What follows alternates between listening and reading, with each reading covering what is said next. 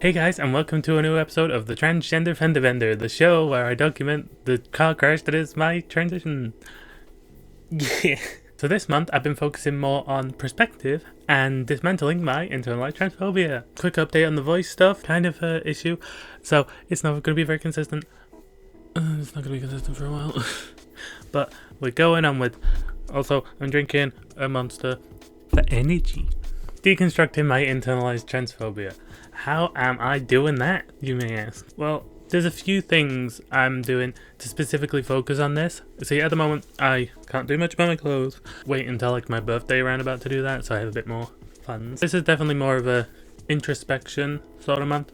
I think it's important to focus on the introspection aspect other than just the external stuff. My makeup's pretty basic today. One thing I've been focused on that I've not actually really talked about that much is my posture. Like, my posture's been terrible, as most trans girls know.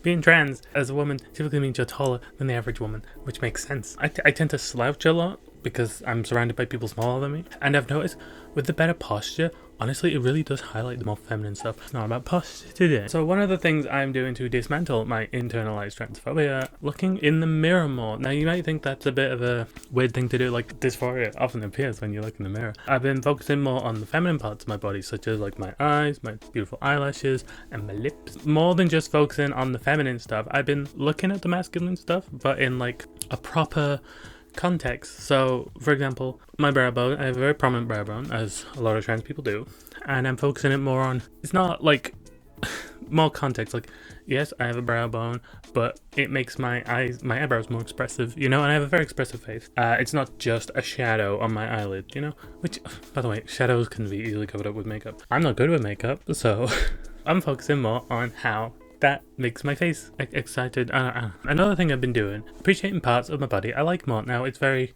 common for us trans women to not focus on the parts we like and mostly just focus on the parts we hate. So rather than focus on my lack of hips, I focus on my waist curve. Like, I got a bit of a curve here. Like, you can't see it because, you know, angles, cameras, all that stuff, but like there is a curve here. Instead of looking at the boxy shape of my hand, which is a very, I swear that's only a that's only a thing like trans people and transvestigators focus on. I don't think I know anyone else who focuses on their hand that much. I focus on my long fingers with my pretty nails. I need to grow these out more, but they are pretty. These are my natural nails. I don't know if you can see them on camera, but you know.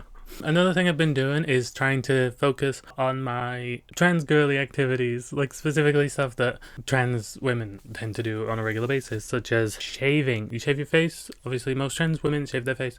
So I don't think of that as like, oh, I gotta shave my beard. I think of it more as a, you know, it's just part of my skincare routine. You know, you shave the face, you put the moisturizer on. It's just part of the routine. I mean, I do have the advantage of having already had laser removal on my face, so there is that.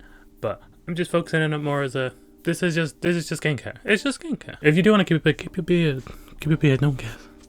Some people care, but they don't matter. Voice training is one of those activities that trans girlies do a lot. Something it can make us do is make us feel like we're like putting on an act or like just acting, but really it's more of a skill. It's just a skill. You're just learning a skill over time to sound more like how you feel. Like, it's not like a thing. I mean, people like use different voices all the time. Like, Jesus Christ. What I have noticed, I don't tend to voice train as much as I should do. We should be doing this more, but it is a thing. It is a thing. Just it's fine. Voice training, it's a skill.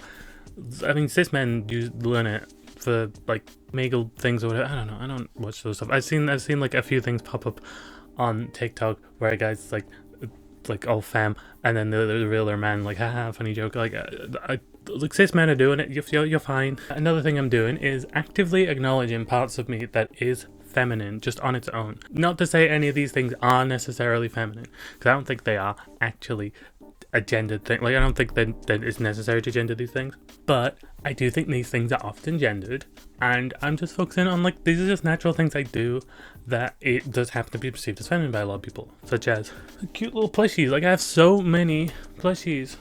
They're not as neat as I'd like them to be. I probably should have neated them up, but I have so many plushies. Like, my bedding is colorful as hell.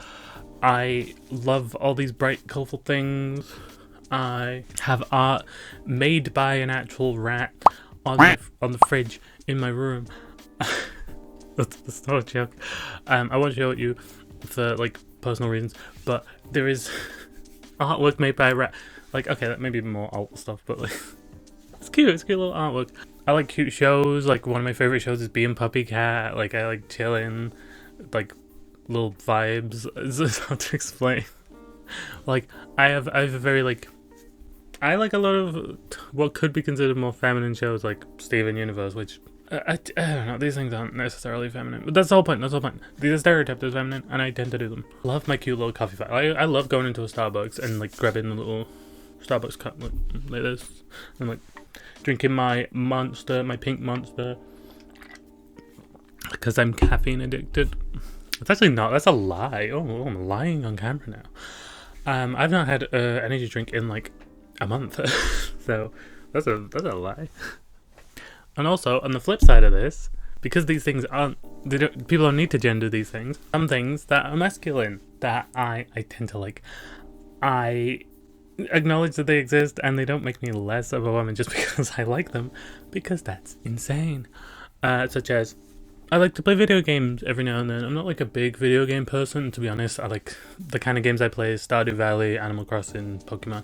So they're not exactly the most masculine games. I do like Call of Duty, and I like Overwatch. So like, I'm not much of a gamer. Like I used to be a gamer, but I'm not a gamer anymore. I mostly focus on like media and stuff. Like I like watching films, but I do play video games, and that's typically considered a masculine thing. Even though like I'm pretty sure over half of people who play games are women now, and it's like they just don't join voice chat because voice chat's awful, especially for women. So I think that's the main thing. Women can like Breaking Bad. I watch Breaking Bad. Ooh, Better Call Saul. Like you could watch a masculine TV show and not be masculine. Who knew? Although that is actually a very, I would say, quite a feminist TV show, because it's like, it's all about toxic masculinity, right? And how it's like terrible and you're a terrible person if you're like super toxic about it, and like talk about your feelings, Walter. You don't have to make you don't have to make just talk about your feelings, you manipulative asshole. And another thing, like I don't need to hit a higher level of femininity than cis women to be considered a woman. Like trans women are held to a much higher standard of femininity. Like you gotta be the most femme who ever femmed to be valid as a woman in some of these people's eyes. I'm like, you can like all the masculine stuff, you can be a tomboy and still be trans and a woman, and it's valid. I'm focusing on that concept more as well. So like, if I like something masculine, so be it. Although ironically I do have a very feminine taste. My favorite Pokemon's Dynamo, by the way. No one asked, but my favorite Pokemon's Dynamo. The new Pokemon game just got announced, and I need to tell you all this because Pokemon.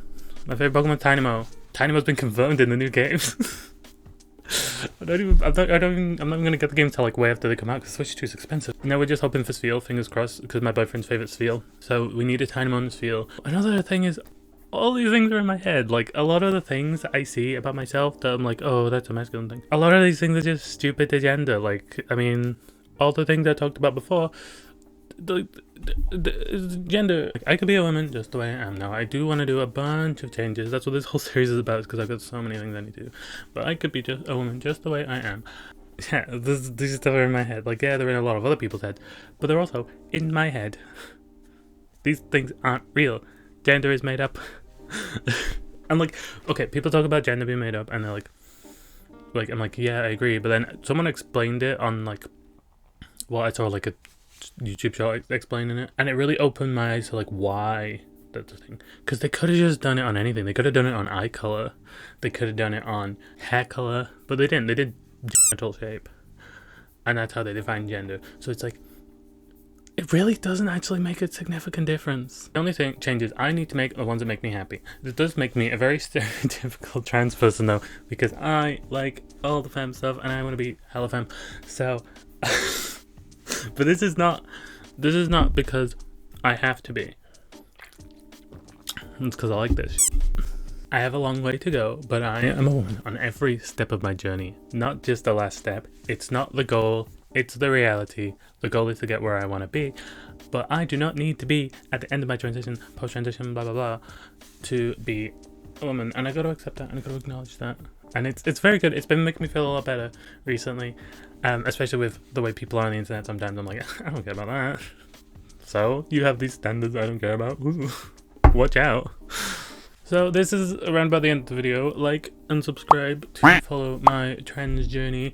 I do this series once a month, but we have a lot of stuff in between, although not recently this month. So do you like this? Do you like it? Let me know what you'd like to hear about on this series, because it's kind of just like a new thing, so it could be changed a lot.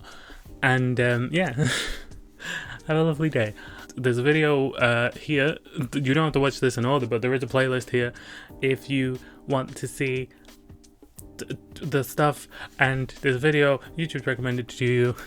Click on them, or just click on something down here where there will be a link to subscribe. I think it is a little bubble. Subscribe, yay! Okay. Trans girl drinks pink monster. Crowd goes wild.